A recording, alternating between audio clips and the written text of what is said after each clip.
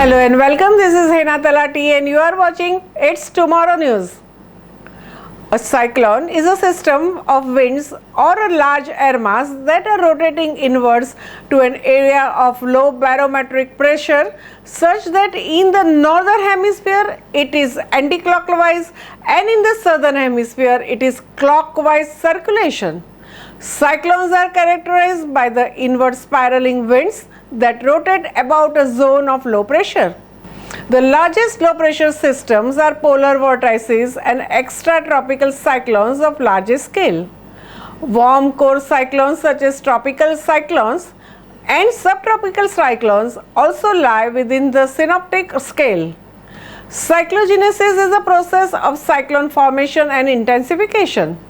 The cyclones are formed with an enormous amount of energy from the ocean to the atmosphere. According to the studies, every year there are 70 to 90 cyclonic systems developed across the globe.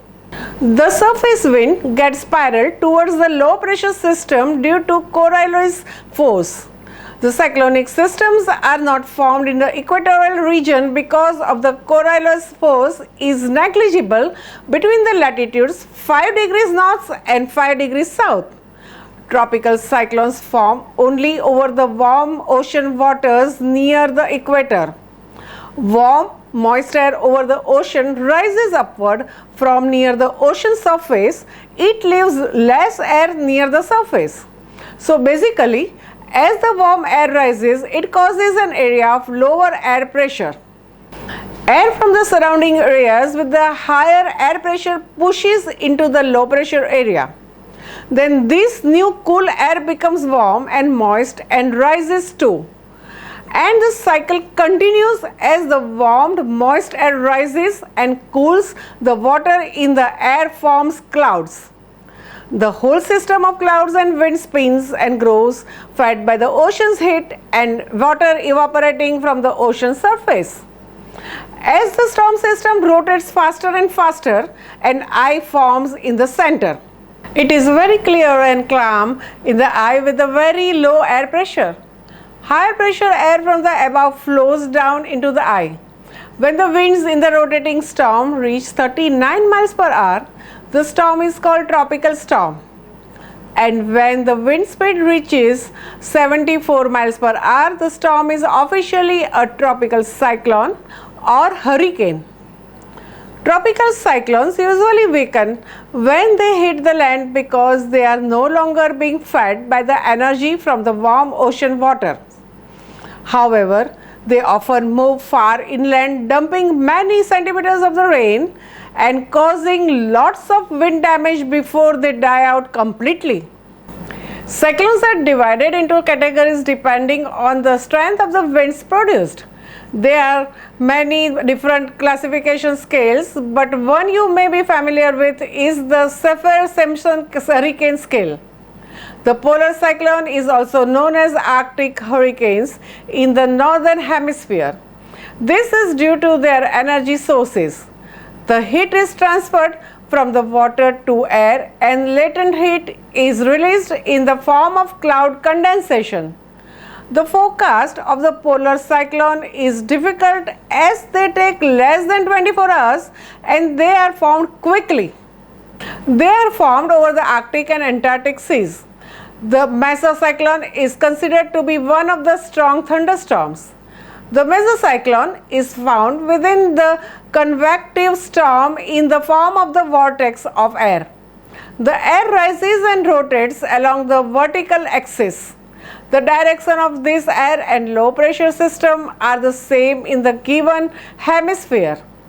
The Mesocyclone is accompanied by the rotating air within the thunderstorm. The cyclones that are formed in the middle latitudes along the frontal boundaries are either known as extratropical cyclone or the mid-latitude cyclone. The winds of the extratropical cyclone are weaker, however, the temperature gradients are sharp. The nor'easter is the example of the extratropical cyclone that impacts the east coast of United States. If you know how a cyclone is formed, You must know that it is often accompanied by the strong winds, torrential rains, and storm surge that really devastates the region of impact. Strong winds cause damages to infrastructure, uproot trees, and lead to other catastrophes. Torrential rainfall leads to unprecedented floods and damages to the houses and buildings. Due to the storm surge, seawater levels rise and the coastal areas are exposed to the floods. The rise in seawater level also erodes beaches and embankments.